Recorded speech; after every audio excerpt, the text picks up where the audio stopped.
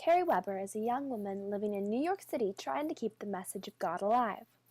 She strives to find service in all aspects of daily life and to better understand the Bible's message through personal experience.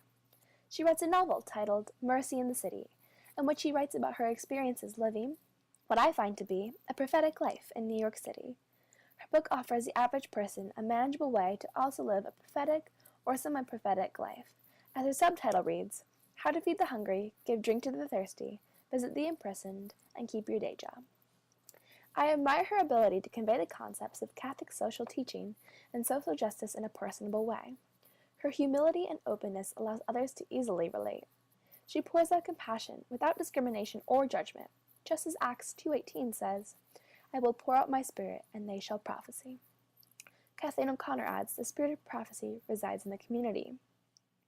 When New York City comes to mind, you don't usually picture a city filled with people living prophetic lives.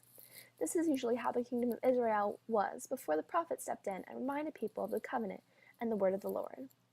By visiting the imprisoned, giving drink to the thirsty, and feeding the hungry, Weber reminds people gradually what it means to be a community that does well. As Kathleen O'Connor writes, but his prophetic word was inspired, sustained, and supported by his community, noting that it is the community's responsibility to accept the prophetic lifestyle and create the opportunity to enhance their own lives.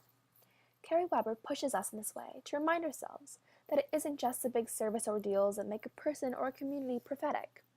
It is the little acts of love and humble kindness that move a community or a person forward in righteousness.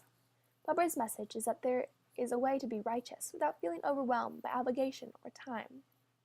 She's come to the community to show people how to accept the gift of courage for the small action and act justly, love tenderly, and walk humbly with God, just as O'Connor defines as what a prophet and prophetic community should do.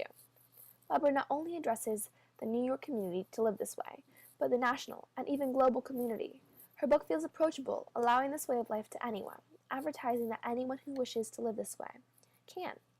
Her style of prophetic sharing persuades people that this is a manageable and overall good way to live.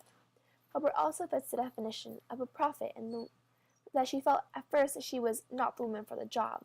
She writes, where I sat trying to convince a religious order I never heard of to let me join a bunch of people I never met so that I could travel to a place I'd never been and try to do a job for which I was sure I wasn't even qualified.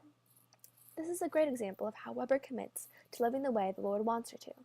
She sets an example in walking with the Lord, even though she doesn't believe she's right for the job. The prophet Zechariah hypothetically commends Weber for her prophetic ways when he writes, Judge with true justice, and show kindness and compassion toward each other. Do not oppress the widow or the orphan, the resident alien, or the poor. 7:9-10. The way Zechariah speaks of action, of compassion without judgment, reflects Weber's message, and in this way, I believe they would be like-minded on the issue of ignorance and lack of service today. In conclusion, I want you all to take a moment to reflect on what acts, big or small, of service you've seen in the past week, month, year. How many of those acts were your own? Ask yourself, are you willing to be courageous and act justly, love tenderly, and walk humbly with God? Weber would ask, in what ways in your life can you manageably create opportunity and do prophetic actions for the world? Find a way, even if you think the action is too small. It will make a difference in the attitude and love in your community. Thank you for watching.